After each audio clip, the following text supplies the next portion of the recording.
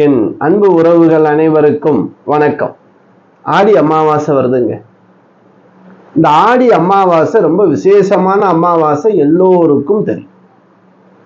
முன்னோர்களுடைய வழிபாடு ரொம்ப சிறப்பு. அப்ப காலையில நம்ம போய் தர்ப்பணம் கொடுத்துட்டு மதிய வேளையில படையல் போடுவோம், முன்னோர்களுக்கான படையல்.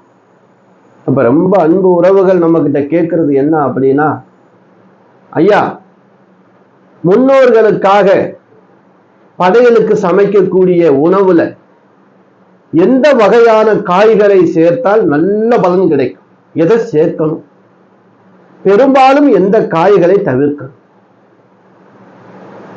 நம்ம சாப்பிட்றதுக்கு சிலவங்க எல்லாம் சில இடத்துல நம்ம அப்படியே சமைச்சிடும், நம்ம எப்பயும் சாப்பிட்ற மாதிரியே எல்லா காய்களையும் போட்டு சமைச்சு படையல் போறோம். அது தவறு. சாஸ்திரப்படி நம்ம பார்த்தோம் அப்படின்னா சில வகையான பொருட்களை தவிர்க்க வேண்டும். இந்த மாதிரி காய்களை தான் அதுல சேர்க்கணும் அப்படின்னு இருக்கு. அதைத்தான் நம்ம பார்க்க போறோம் அன்பு உறவுகள். இப்ப ஆடி அமாவாசை எப்ப வருது? 12/8/2026 புதன்கிழமை நமக்கு ஆடி அமாவாசை. ஆடி அமாவாசை காலையில போய் முன்னோர்களுக்கு தர்ப்பணம் கண்டிப்பாக கொடுக்கணும். அதன் பிறகு வீட்டுல சமையல் வேலை நடந்துட்டு இருக்கும் ஒரு பக்கம். அப்படி சமையல் வேலை செய்யும் போது காலம்பர சமையல் செய்யக்கூடிய, எப்படி வீட்டுல பெண்கள் தான் பெரும்பாலும் செய்வாங்க, காலையில நீராடிய பிறகு உங்களுடைய முன்னோர்களை எல்லாம் வேண்டி, அதாவது திருமணம் ஆனதுக்கு பிறகு கணவருடைய வழியில தான் உங்களுடைய முன்னோர்கள் நீங்க வழிபட ஆரம்பிக்க.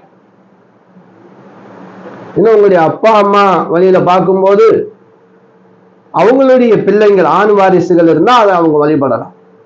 உங்களுக்கு நீங்க வந்த வீட்டுல தான் வழிபாடு செய்யணும். உங்க மாமனாரா உள்ள மாமியாரா இல்ல மாமனாருடைய அப்பாவா அம்மாவா அப்படின்னும் உங்களுடைய தலைமுறை அப்படி வந்துடும்.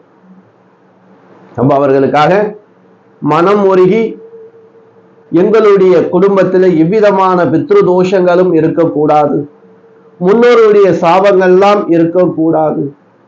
ஏன்னா அந்த பித்ரு தோஷம், முன்னோருடைய சாபம் இதெல்லாம் இருந்துச்சு அப்படின்னா நம்ம குடும்பத்துல சுபகாரியம் நடக்காது. என்னதான் இருந்தாலும் நிம்மதி இருக்காது.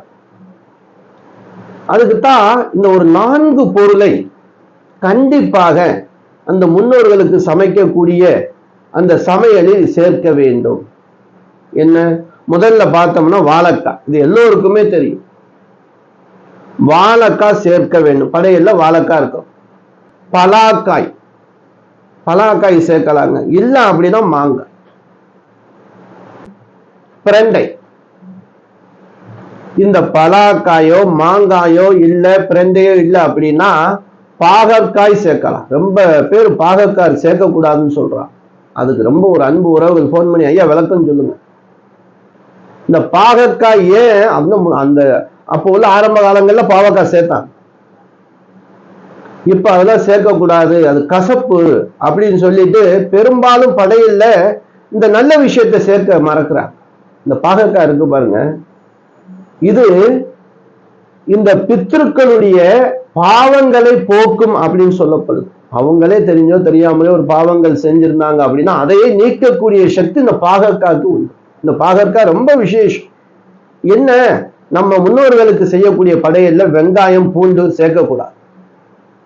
இங்கதான் வந்திருக்கு பாருங்க பிரச்சனை எப்படி ஆரம்பிக்குது. இந்த பாகற்காய் வேணாங்கிறதுக்கு வெங்காயம் பூண்டு, வெங்காயம் சேர்க்காம பாகற்காய் வதக்குறதுக்கு நல்லா இருக்காது, ரொம்ப கசப்பு தன்மை கொடுக்கும். முன்னோர்களுக்கு தானே நம்ம வைக்க போறோம், கொஞ்சமா சாப்பிடலாம், நல்ல விஷயமாச்சு, இதையும் தவிர்க்கணும். அப்படி வெங்காயம் பூண்டு சேர்க்காம தக்காளி போட்டு இல்லைன்னா தேங்காய் துருவல் போட்டு எவ்வளவு வழி இருக்கு. அப்படி அந்த பாகற்காயை சமைத்து அந்த படையலில் வைத்தால் முன்னோர்களுடைய பாவமே நீங்கும் அப்படின்னு சொல்லப்படுது. இந்த வாழைக்காய் இருக்கு பாருங்க, இந்த வாழைக்காய் படையலை சேர்க்கிறதுனால வாழையடி வாழையாக நம் வம்சம் விருத்தியா. எதுக்கு அந்த வாழைக்காய் வைக்கிறோம்? ஏன்னா முன்னோர்கள் அவங்களால தான் நம்ம இருக்கும். அவங்களுடைய அப்பா அப்பா அப்பா நம்மளுடைய தலைமுறை வந்துருச்சு. இதுதான் வாழையடி வாழையாக நம்ம வந்து கொண்டிருக்கின்றோம். நம்முடைய தலைமுறைக்கு 7 ஜென்மத்திற்கும் நம்ம என்ன செய்யறோம்? தர்ப்பணம் செய்த பிறகு படையல் இடுகிறோம். அப்படி இந்த படையல் போடும்போது இந்த வாழைக்காய் சேர்க்கறதுக்கு வாழையடி வாழையாக வம்சம் விருத்தியாகும். நல்ல டைம்ல கரெக்டா அவங்க படிச்சு முடிச்சிருவாங்க. திருமணத்துக்கு அப்புறம் குழந்தை. வாழ்க்கையில எவ்விதமான தடையும் இல்லாமல் இருக்கிறதுக்கு தான் இந்த வழிபாடு நம்ம செஞ்சு வர்றோம். அப்படிப்பட்ட வழிபாட்டுல முக்கியமான இந்த பொருள்களை நம்ம சேர்க்கும் போது நல்ல விஷயம் ரொம்ப நடக்கும். முருங்கைக்காய் சேர்க்கக்கூடாது. எப்படி? முருங்கைக்காய் சேர்க்கக்கூடாது. இந்த படையல்ல கேரட்டு, பீன்ஸு, கோஸு இதெல்லாம் சேர்க்கக்கூடாது அப்படின்னும் சொல்லப்படுது. இது நம்ம சமைக்கிறதுக்கு வச்சுக்கணும். படையலுக்குன்னு நீங்க சமைச்சீங்க அப்படின்னா, ஏன்னா படையல் சமைக்க ஒரே சமையலாத்தான் நம்ம சமைக்க முடியும். ஏன்னா ரொம்ப அன்பு உறவுகளுக்கு ஏதோ சாம்பார் வைக்கணுமா, கேரட்டு, கத்திரிக்காய் இதெல்லாம் போட்டு சமைச்சாதான் சாம்பார்னு நினைக்கிறோம். ஆனா இந்த மாதிரி உணவுகளை முன்னோர்களுக்கான படைகளில் சேர்க்கக்கூடாது. இதெல்லாம் இல்லாம எப்படி பண்ணலாம்? அதே போல பார்த்தீங்கன்னா துவரம் பருப்பு சேர்க்கக்கூடாதுங்க. அதுக்கு பதிலா பாசி பருப்பு சேர்த்துக்கிறது.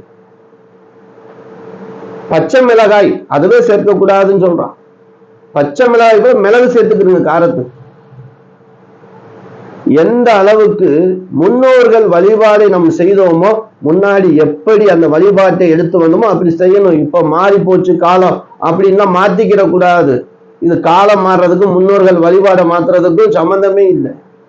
நம்ம வேணா டீசெண்டா மாறிக்கலாம், டீசெண்டா முடி வெட்டிக்கலாம், டீசெண்டா ட்ரெஸ் பண்ணிக்கலாம்.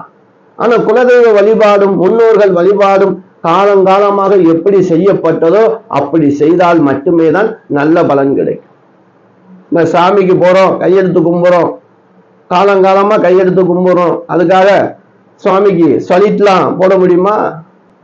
இப்பெல்லாம் ரொம்ப பேர் மாறி போச்சுல, பைக்கில் போகும்போதே அப்படி சொல்லிட்டு போறாங்க, இப்படி சொல்லிட்டு போறாங்க, நின்று கூட சாமி கும்புறதுல. அதெல்லாம் தவறு. நீங்க கும்புறாமே போயிருக்கு. முன்னோர்களுக்கு படையல் செய்யக்கூடிய இந்த சமையல்ல முக்கியமா இந்த 4 பொருளை முடிஞ்ச வரைக்கும் சேருங்க அன்பு உறவுகளே. வாழைக்காய், பாகற்காய், பிரண்டை, பலாக்காய், அதாவது பரங்கிக்காயும் இதுல சேர்க்கலாம். பரங்கிக்காய் அல்லது மாங்காய்.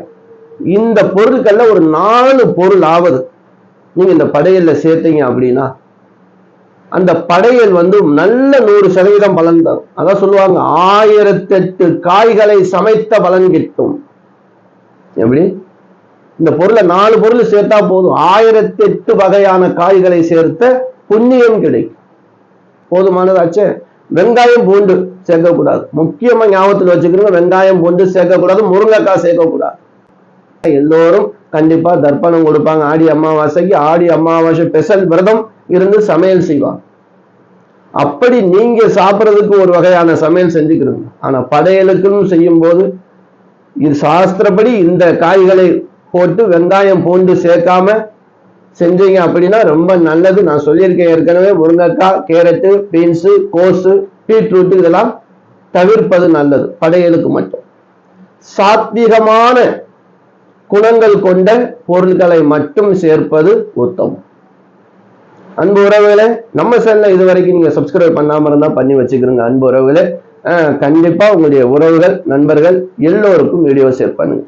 அடுத்து ஒரு நல்ல வீடியோ சந்திக்கும் வரை நான் உங்கள் ஈஸ்வரன் சீதாராம ஜோதிடர். என் அனைத்து அன்பு உறவுகளுக்கும் வணக்கம்.